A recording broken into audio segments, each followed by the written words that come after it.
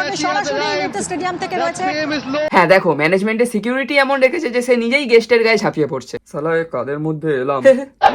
वो भी घूम रहे हैं और हैंडशेक कस्टमरी। মেসিও ভাবছে হ্যাঁ যে কোন জঙ্গলের জন্তুগুলোর মধ্যে চলে এলাম। যে মালটা চেঁচাচ্ছে তাকে আঙ্কারা মেসির মানেটা জিজ্ঞেস করো তো। I would like to ask you, how do you feel after watching this? একটা ইন্টারন্যাশনাল ফেসের সঙ্গে এমন একজনকে রেখেছে যে দেখে দেখেও ঠিক করে ইংলিশটা পড়তে পারছে না। অবশ্য মেসি ইংলিশ বোঝে না, তাই হয়তো রেখেছে।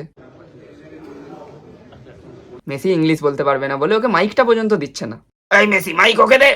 এরা একটা এক্সট্রা মাইক পর্যন্ত রাখতে পারেনি, মেন গেস্টের থেকেই মাইক নিয়ে নিচ্ছে। লজ্জা লজ্জা। মেসিও ভাবছে কেন এখানে আসতে গেলাম। আর হ্যাঁ, কোনো অ্যাঙ্গেল দিয়ে না এটা মেসি স্ট্যাচু লাগছে না। এত টাকা দিয়ে দর্শকেরা টিকিট কেটেছে আর ম্যানেজমেন্টের লোকেরাই মাঠের মধ্যে মেসিকে ঘিরে ধরছে আর নিজেরাই সেলফি তুলছে। ওখানে ভলেন্টিয়াররা সেলফি তুলছে যারা 1 টাকা খরচা করেনি। তার পাশে 200 লোক ঘুরে বেড়াচ্ছে যাদের কোনো ভ্যালু নেই। এই এত মানুষ মেসির একটা মাত্র ঝলক পাওয়ার জন্য না এত হাজার হাজার টাকা দিয়ে টিকিট কেটেছিল।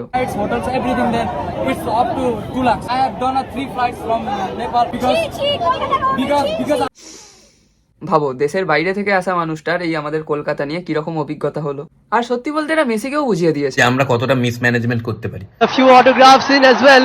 এই জার্সি সাইনের ব্যাপারটা মাঠের মধ্যে না করে এদের ভেতরে করলে হতো না। কি যারা প্লেয়ার ছিল তাদের মাঠে কোনো কাজ কি মেসিকে দেখতে এলাম, শুভশ্রীকে দেখেছি 12,000 টাকায়। এত টাকা স্ক্যাম হয়ে যাওয়ার পর দর্শকদের মেন্টাল স্টেট আমরা দেখতে পাচ্ছি অনেকেই তুলে নিয়ে চলে যাচ্ছে। আমরা অনেক টাকা দিয়ে এসেছি। দাদা মাঠের গ্রাস কার্পেট তুলে নিয়ে যাচ্ছে বাড়ির বাগানে লাগাবে বলে। এক ঝলকও না স্ক্রিনে দেখতে পেয়েছি না ফোনে ক্যামেরা। এত টাকা দিয়ে টিকিট কেটে এসে যদি এরকম হয় তাহলে রাগ হওয়াটা স্বাভাবিক, কিন্তু ব্যাপারটা কি ঠিক হলো? এই এত রেসপেক্টেড একটা মানুষকে আমরা আমাদের কলকাতায় এরকম ভাবে ওয়েলকাম জানালাম, আর এই খবরটা যাবে গোটা ওয়ার্ল্ডে। ভাবো গোটা ওয়ার্ল্ডের কাছে আমাদের ইমেজটা কেমন হবে। আমাদের নিজেদের হোম গ্রাউন্ডেই আমরা ভাঙচুর করলাম। যে চেয়ারগুলো ভাঙা হচ্ছে, পরে খেলা দেখতে গিয়ে আমাদেরই ওই চেয়ারে বসতে হবে।